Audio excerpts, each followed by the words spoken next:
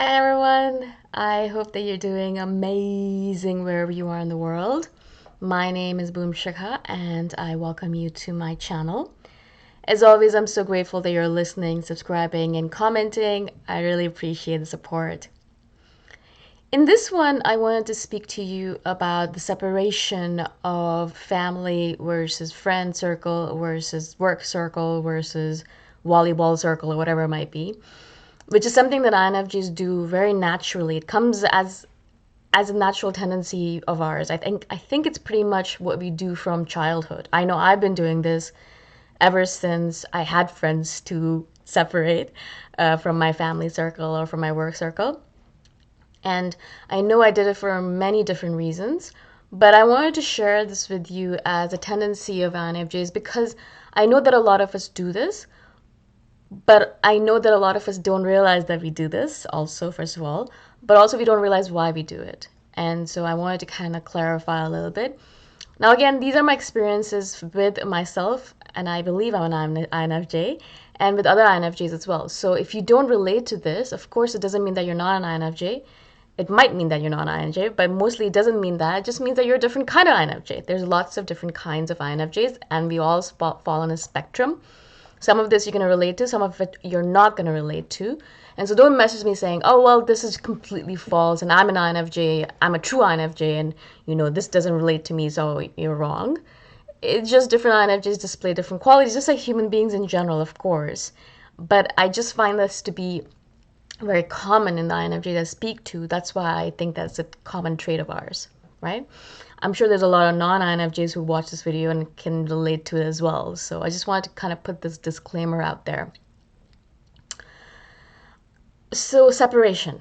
Why do we do it, first of all, right? Like, why does it matter? Why do we have to be so cognizant and careful with our different circles? I know I was, not now, I don't have that many friends now, or any circle really to separate. But I know when I was younger, I was very careful, extremely careful with my circles and to make sure that they did not meet. Never shall they meet, ever. Like, that was my thing. Like, no, no, no. I'm going to do everything that I can possibly in order to make sure that they don't meet. So if I had a few friends who were in my work circle and I thought that there were a few friends in my other circle that would relate well to them, I was still afraid to bring them together. I was still afraid to be like, all right, maybe we should have a meeting, all of us together. And I know I missed out on a lot of good opportunities to connect brilliant people because I was so afraid of that connection. I was afraid of diluting my circles. I was afraid of mixing them together. My main fear with this was the fact that I was playing different roles in different circles. I was a different person in a different circle. So when I was used to go to work, I was very social and I was very like extroverted and I would talk to everyone and I kind of socialized with everyone. I was a social butterfly. I made sure everyone connected. If anyone new came in, I'd always, bring them into the circle and I was that kind of person at work. But when I was in my family, I was very much introverted. I spent all of my time in my room reading, doing my thing, recharging, recuperating, and not an extrovert at all. When I was with a circle from school, I was a completely different person where I was very much an intellectual. I didn't speak to anyone. I spent all of my time in the library studying, trying to get really good grades so that I could get a scholarship, so I could, have a good opportunity to go to grad school. And it's kind of like if you look at all the different three circles, right? Like there were many different nuances, I would say. Not I wasn't a completely different person, I would say. I just had complete like slight nuances, slight differences in the way I kind of behaved with my three different circles or four different circles, whatever it might have been at that point in time. And I remember doing it very distinctly, and I remember this point where I had a friend from my work circle and I had a friend from my school circle. And I thought that, as I said, I thought they would mesh well together and I wanted to set them up on a blind date. But I was so afraid. I was like, what does that mean? Does that mean that they're going to talk about me and they're going to realize I'm a completely different person? And what is it going to mean for the future? And does that mean that I have to kind of integrate all of my circles together? And it was just a huge conundrum in my head, which it didn't have to be. I overcomplicated things, just as I always do, as an INFJ always does. I overthink it. I was overthinking and I created a bigger deal out of something that could have been very simple.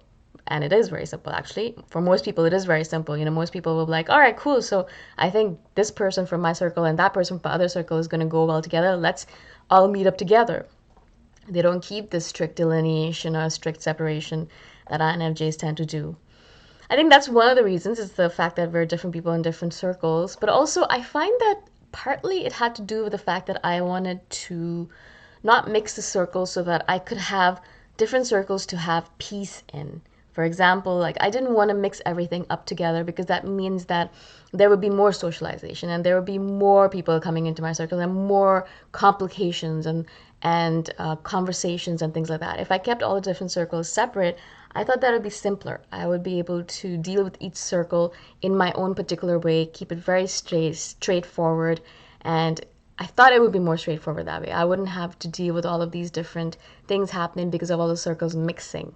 Now, again, I think I was again overcomplicating things because why does it have to be complicated? Like, why do things have to get complicated if you mix circles? It's just people in general. It's not like you're baking a cake or something. It's not like if you miss one ingredient, the whole cake doesn't rise or whatever happens, right? With cakes, I'm not a baker, but it's not like that. It's not like if you miss something here or there, like the whole circle's gonna collapse. But in my mind, that was how I looked at it. If I kind of did the wrong thing and I mixed the wrong person from the wrong circle to the other circle, I imagined that all of my circles would collapse. I imagined that everything would just completely go crazy and I wouldn't be able to relax in any of my circles anymore. I wouldn't be able to have a deep conversation with any of the people, or I wouldn't be able to form a deep relationship with any of those people because it was all convoluted and complicated and mixed up together and it felt icky. Again, it's a technical term, ickiness. But literally, that was how it felt. It felt uncomfortable. It felt like I was complicating things. I felt like I was doing the wrong thing by mixing the circles.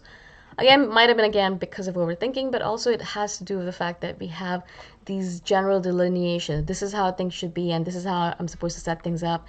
And if something changes in it, then we feel uncomfortable. I guess it also has to do with our J tendency, our tendency to have a certain structure and a certain routine to everything that we do. And so every circle has to have a structure as well. All of our family circles have to have a certain structure. Our friend circle have to have a certain structure, and we deal with each structure differently. And so if we mix up all the structures, then we'll have to deal with them even more differently. And it's confusing. After a while, you're like, well, how should I behave anymore? I don't know. Which is actually a good thing because that's what usually happens is that, either the structures collapse as you move out of school and you lose your friends or you change jobs or whatever it might be. And then you just behave like the same person with all the different people that you know because you don't have these special delineations. And at that point is when you really start being like, oh, right, okay, so I can actually behave authentically. I can really be like, all right, who am I? This is how I want to behave. I'm not going to play roles or games because I'm with this person who's from this role or this circle, and I don't have to play this other role because this person's from this circle. I can just be myself.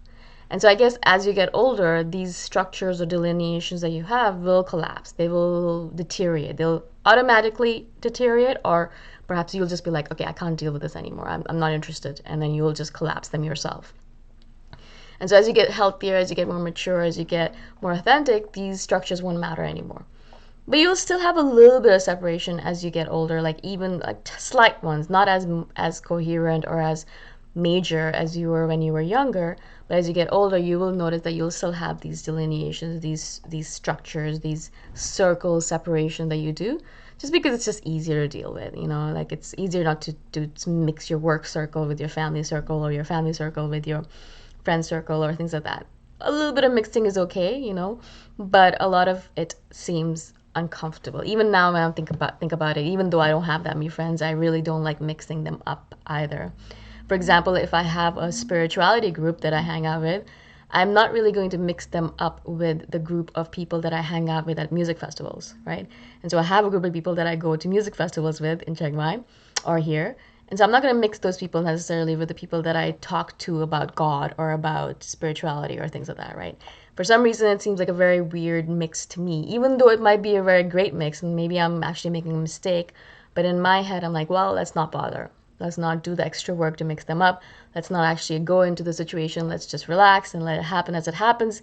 If it happens spontaneously, if I'm at a music festival and I meet up those two circles, it's okay to mix them, obviously, spontaneously.